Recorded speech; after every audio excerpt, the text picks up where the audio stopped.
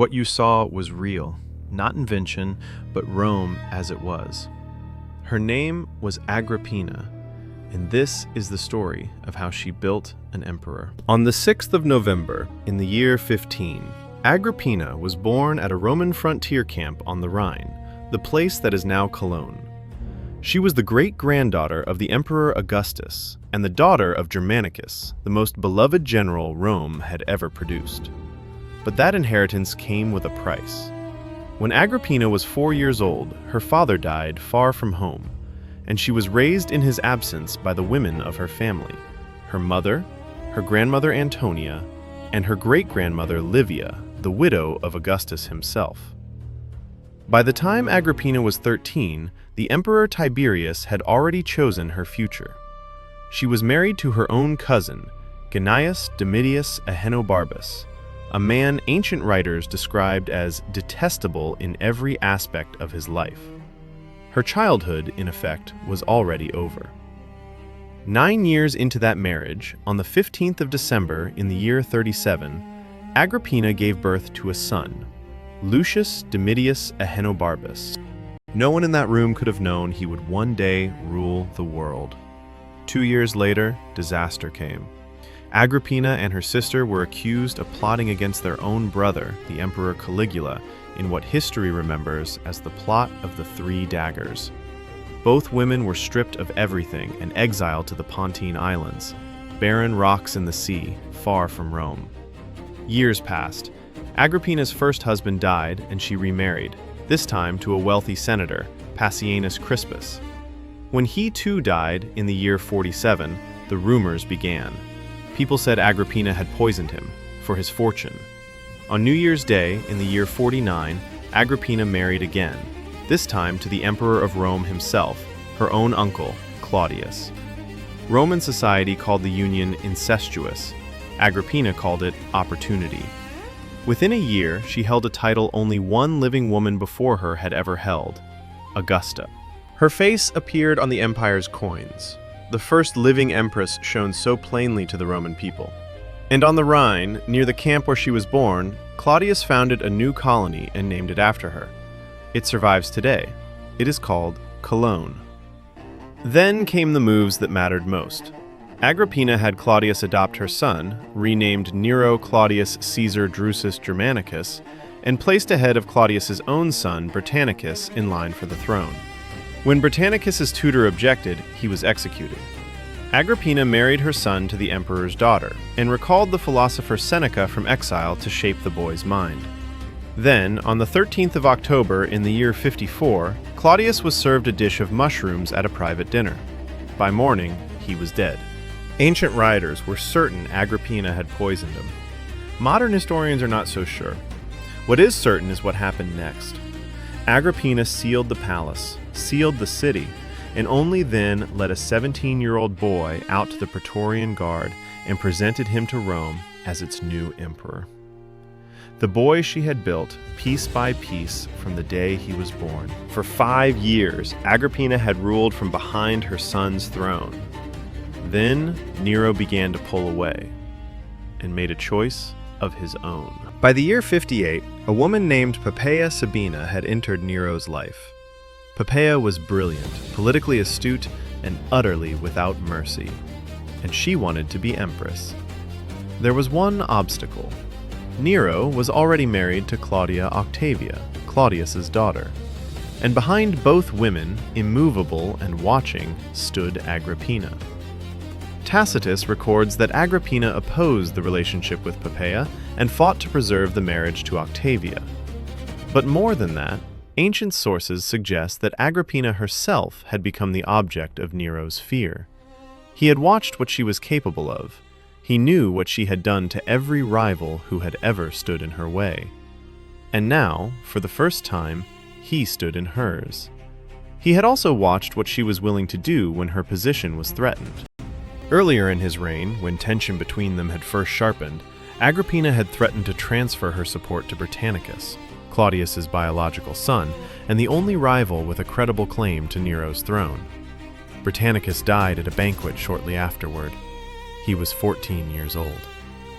In the spring of the year 59, Nero invited his mother to a celebration at his villa in Baiae, on the coast south of Rome. He was 22 years old. Agrippina was 43. The invitation was elaborate, warm, conciliatory. The estrangement between them was finished, Nero claimed. He wanted to spend the holiday with his mother. Nero's freedman Tacitus had spent months designing the instrument.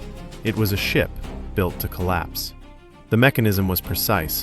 A section of the hull was internally weighted to give way on command, engineered to pull the bow under in open water. At sea, at night, it would look like an accident. After the dinner, Agrippina boarded the vessel alone.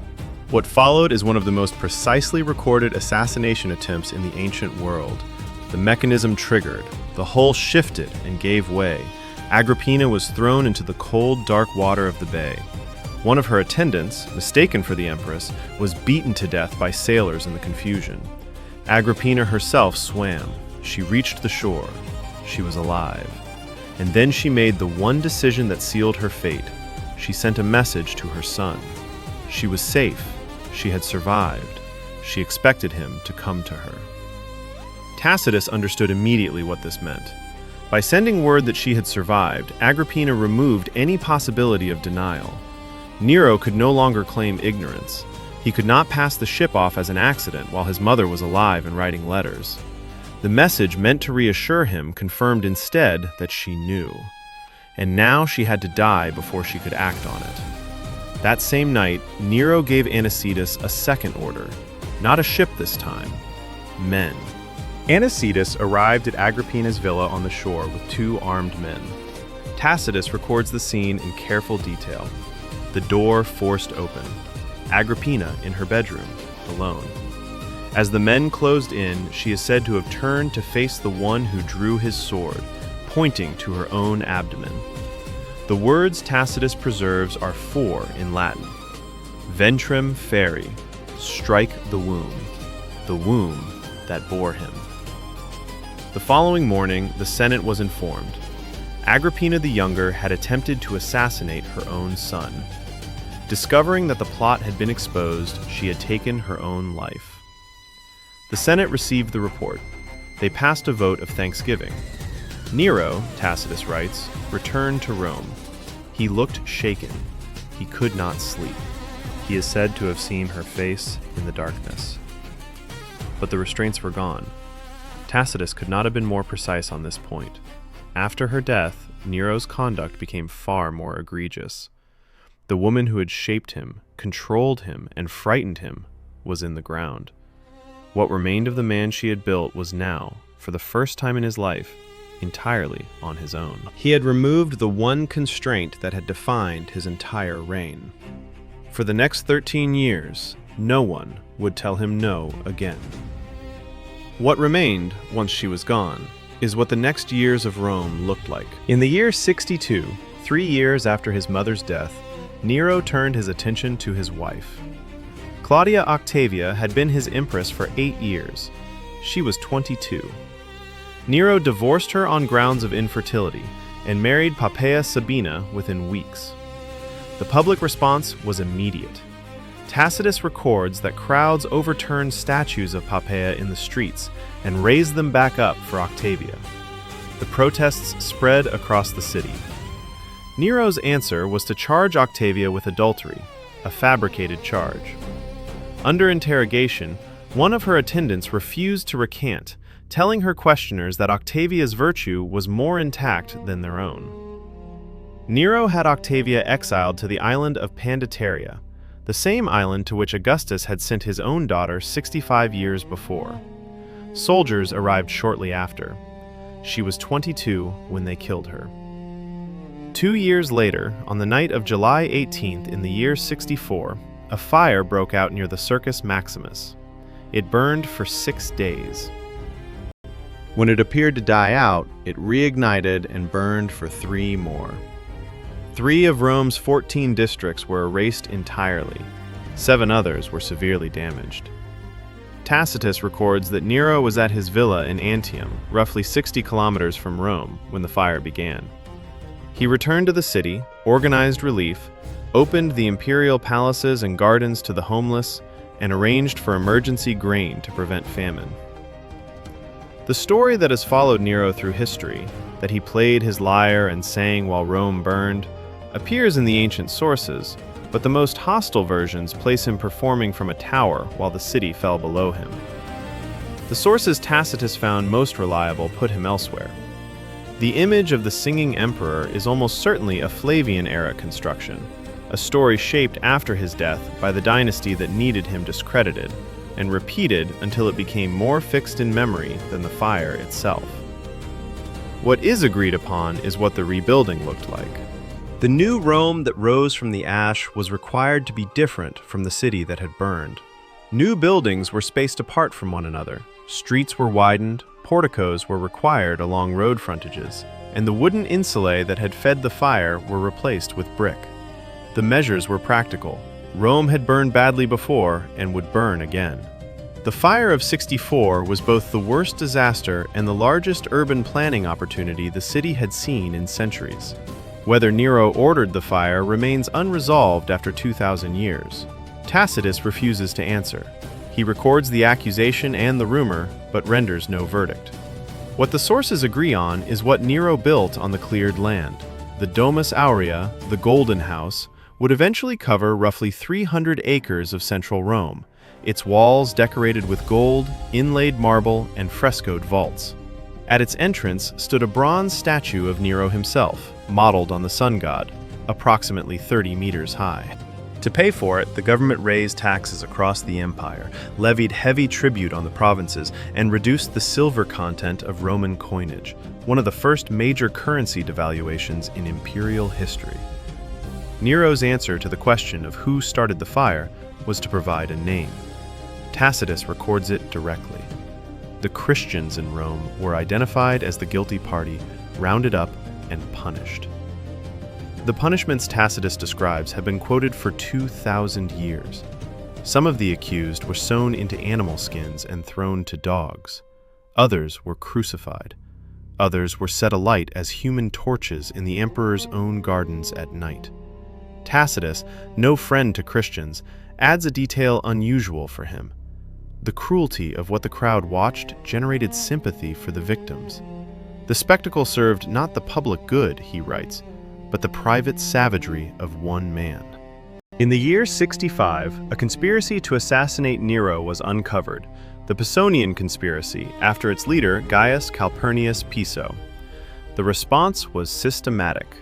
Among those ordered to die was Nero's former tutor, Seneca, the man Agrippina had recalled from exile to educate her son, the philosopher who had spent years writing about restraint and the proper use of power. Seneca opened his veins at his villa outside Rome. The poet Lucan, Seneca's nephew, was executed the same year. Dozens of senators and officers followed.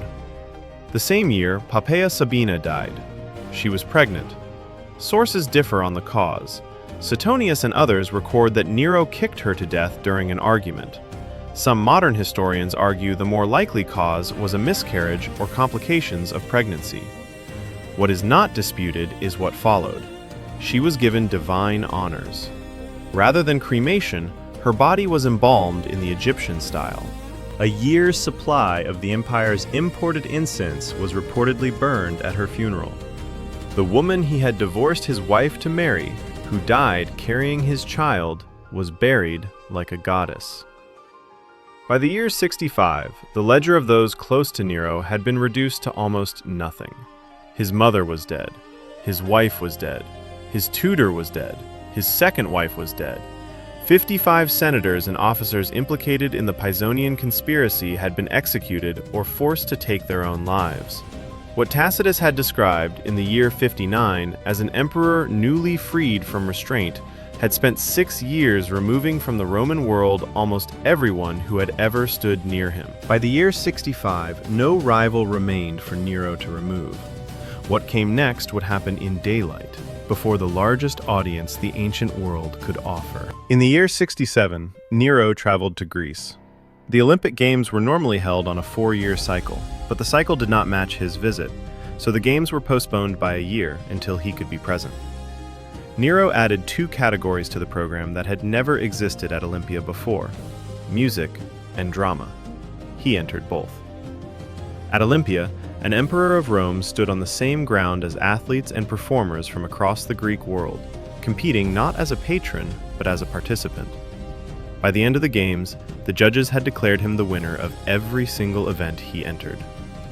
One of those events was the 10-horse chariot race, a discipline so demanding that no other competitor in the ancient world is recorded even attempting it. During the race, Nero was thrown from the chariot. He did not finish the course.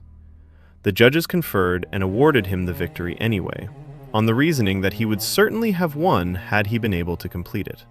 The result was entered into the record. After Nero's death, his name alone was struck from the list of Olympic victors. No other name in the history of the Games was ever removed. Nero remained in Greece for most of the following year, traveling between its festivals and competing in each one. He did not return to Rome until late in the year 67. By then, more than a year had passed since he had last set foot in the capital he ruled. The following spring, in the year 68, the Senate in Rome declared Nero a public enemy of the state. The declaration had been forced. Earlier that year, rebellion had broken out in Gaul, led by a governor named Gaius Julius Vindex. The revolt failed militarily, but it pulled another governor into open opposition. Galba, who commanded Rome's legions in Hispania Tarraconensis, declared himself legate of the Senate and people of Rome, rather than of Nero. With armies no longer loyal to the emperor, the Senate had finally moved. The declaration stripped him of every legal protection his office had given him, and it reached his villa outside the city at night, carried by a single messenger. By the time he read it, the household around him had already begun to empty. The men assigned to guard him simply did not come. Nero left the city before dawn, traveling in secret with 4 freedmen, men who had served him for years and had nowhere else to go. At a villa 4 miles outside the city walls, before anything else, he had them dig a grave. He measured its depth himself. The men did as they were told. No one asked why. Suetonius records what occupied his mind in those final hours. Not the soldiers closing in, not the Senate's verdict, but his own reputation. Pacing back and forth, Nero is said to have repeated 4 words in Latin: Qualis artifex pereo. What an artist the world is losing in me. It was the same identity he had carried onto the track at Olympia a year before. Not emperor, not commander, but performer. Even now, facing the end of both his reign and his life, that was the role he returned to. When the moment came, he could not complete the act alone. His secretary, a freedman named Epaphroditus, guided the blade. Nero died on the 9th of June in the year 68. He was 30 years old. Epaphroditus is reported to have said only 4 words: too late. This is fidelity. In the eastern provinces, in the years that followed, a belief took hold that Nero had not really died, that he had escaped and would return. The legend became known as Nero Redivivus. It persisted for generations and inspired at least 3 men in 3 separate uprisings to claim they were him. Each of them gathered followers. Each was eventually captured and killed. But the belief itself proved harder to kill than any of the men who claimed to embody it. What the dynasty that replaced him did next is its own kind of evidence. The Flavians, Vespasian, Titus, Domitian, spent the first years of their rule dismantling everything Nero had built, and built their own legitimacy on the ruins. The Domus Aurea, the Golden House that had spread across 300 acres of central Rome, was stripped of its gold and marble and sealed. Vespasian drained the artificial lake at its heart and broke ground on a new structure above it, the Colosseum, a public amphitheater built on the footprint of the emperor's private garden. The message to Rome was deliberate. What Nero had taken from the people, the new dynasty was returning. The colossal bronze statue of Nero that had stood at the entrance to the Domus Aurea, the one modeled on the sun god, 30 meters high, was not destroyed. It was repurposed. The head was replaced, first with that of Vespasian, then with that of later emperors, then with a neutral solar deity. It stood for centuries. The Colosseum itself eventually took its popular name from the statue beside it, the Colossus. The Senate passed a formal condemnation of Nero's memory, damnatio memoriae. His name was to be removed from public records, his statues taken down, his coins re-struck. In practice, the erasure was incomplete. Coins bearing his face continued to circulate for decades. His building code, which had required brick construction and wider streets after the fire of 64, shaped the city that survived him. The regulations he imposed in the worst year of his reign outlasted his name. History rarely discards everything. It keeps what works, removes the attribution, and moves on. The scroll is rolled closed now and set beside the others. 30 years. An empire of nearly 70 million people. A mother killed, a wife killed, a tutor ordered to take his own life. And at the end, the verdict the man seemed to care about most was whether he had performed well. Qualis artifex pereo. What an artist the world is losing in me. History disagreed. And yet, for generations afterward, in the eastern provinces, people kept insisting he hadn't really gone, that he would come back. Perhaps that is the truest part of the record, not what he was, but what people needed him to become once he was gone. The lamp is the last thing still burning. A hand closes around the flame, and the light goes with it. The room goes dark, the way it always does at the end of a story. But the shelves behind him are full. Other scrolls, other names, other nights like this one. If you want to be here when the next one is unrolled, subscribe, and follow this channel for more of what really happened, recorded by the people who were there.